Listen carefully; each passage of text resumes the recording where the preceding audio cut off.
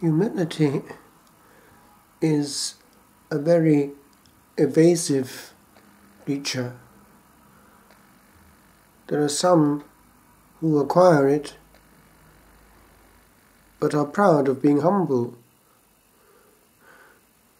The story is told, or rather it was a cartoon which appeared in some paper in France years ago, of a hermit on a desert isle, and the poor man is haggard looking with a whole load of hair and many whiskers all over the place, and then this gentleman appears in front of him.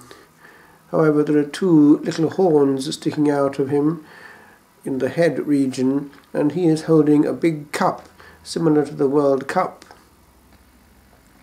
and his caption is,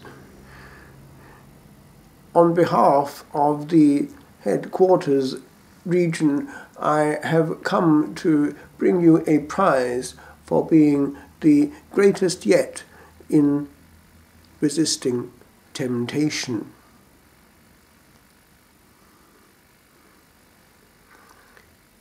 We sometimes are caught off guard, and we do not realize that anything which then reverts to ourselves immediately incriminates what we have done, and we lose all the merit.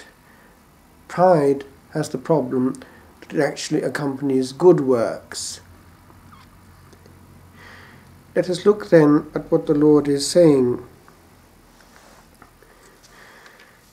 It is presented in parable form, and we notice that actually it's very penetrating, because in a pictorial form it presents really what we all do if we're honest.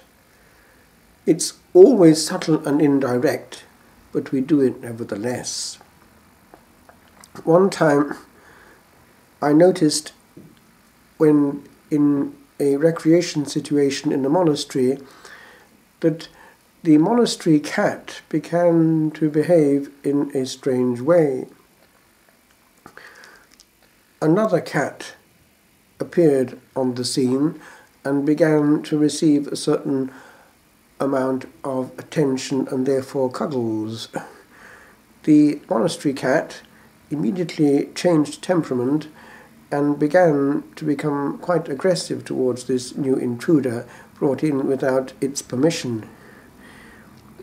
And I remember commenting, shows just how we are, doesn't it? We don't like anyone else to step into our place, and our place, if we're honest, is centre stage. If we observe many a conversation, we observe that many a noisy protestation of humility is somewhat questionable when in practice that person is still talking 10 minutes later. Humility is closely akin to silence, for silence disappears and does not make itself heard. The person who likes to be heard, the person who likes the sound of his own voice, is proud.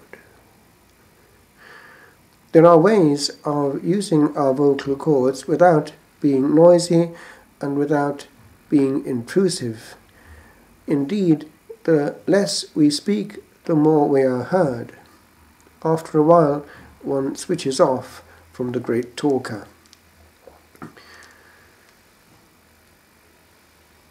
Humility is not false humility if it's authentic. Humility is truth. Our Blessed Lady did recognize that she had been given gifts. The Almighty has done great things for me. But then she was different from the rest of us insofar as she immediately deflected these gifts and the attention that they drew back to their owner and origin. She had received, and that is where we go wrong. It's somewhat the same era as old Nick at the beginning of angelic time. He owned. He was, remember, the most brilliant of angels, but he knew it.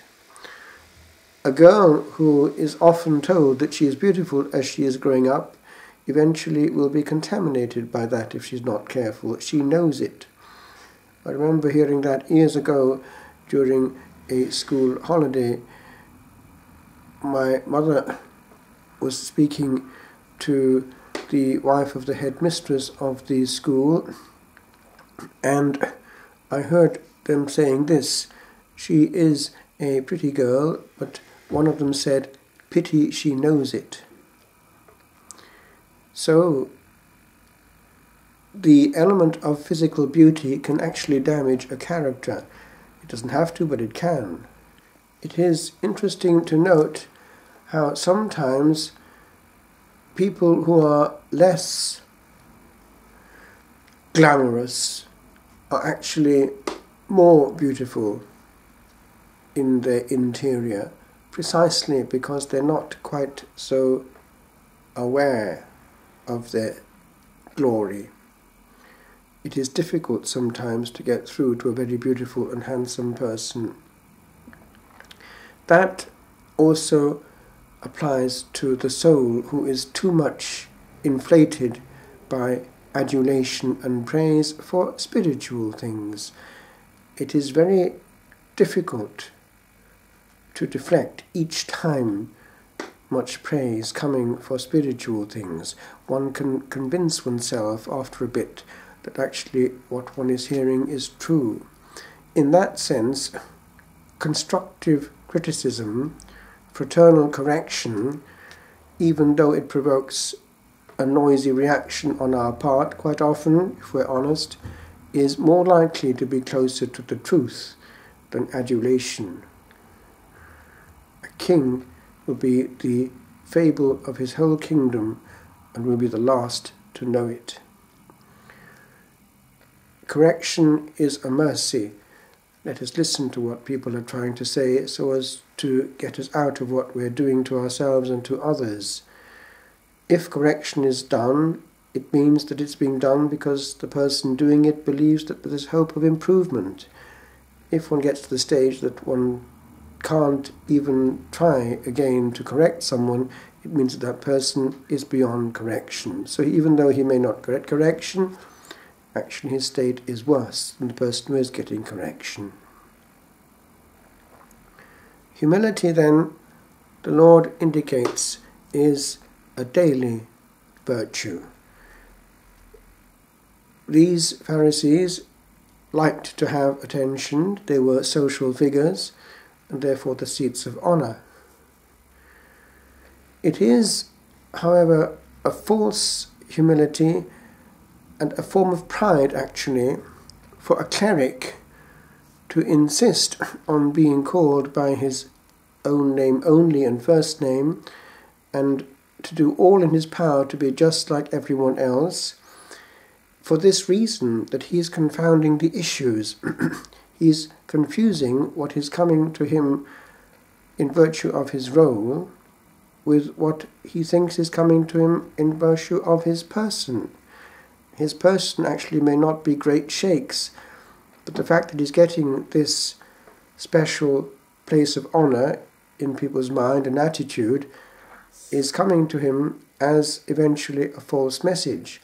And so to get round it, he tries to be like everyone else and make a bypass of these other bits. It's actually pride in a way.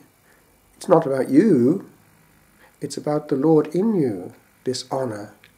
And you have no right to refuse that, because you're refusing the king his rights in you. The role is not the person. It does not mean that one is standoffish. One can actually be quite close to people, even with all the dignity of one's clerical role.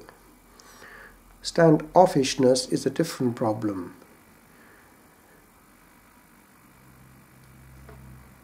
The person actually who loves souls will not come across as being standoffish.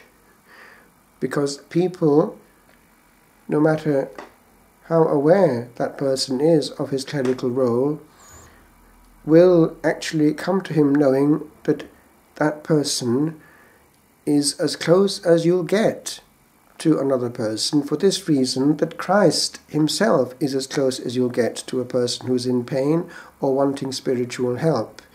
That's the true closeness to soul, not a false matiness which sheds everything. They're two separate issues.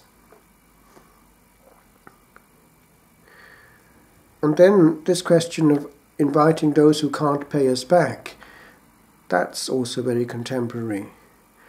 We don't need to expect things coming back to us every time we do things for people gratuitously. The first reading has a powerful reference to the problem of pride. There is no cure for the proud man's malady, since an evil growth has taken root in him. It's as well to think about the illness of pride. It is, after all, the fundamental illness of Lucifer. I will not serve, I will not obey, non serviam. He eventually wanted and had his own kingdom, but look what a kingdom it is. The kingdom that we have is good and peaceful. What you have come to is Mount Zion and the city of the living God, the heavenly Jerusalem, where the millions of angels have gathered for the festival.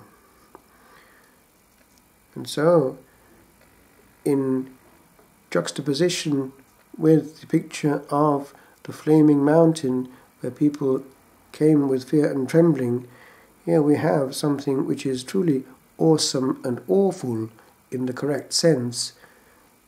God is great, and we creatures have received all from him. To recognize that is our truth, and therefore authentic humility.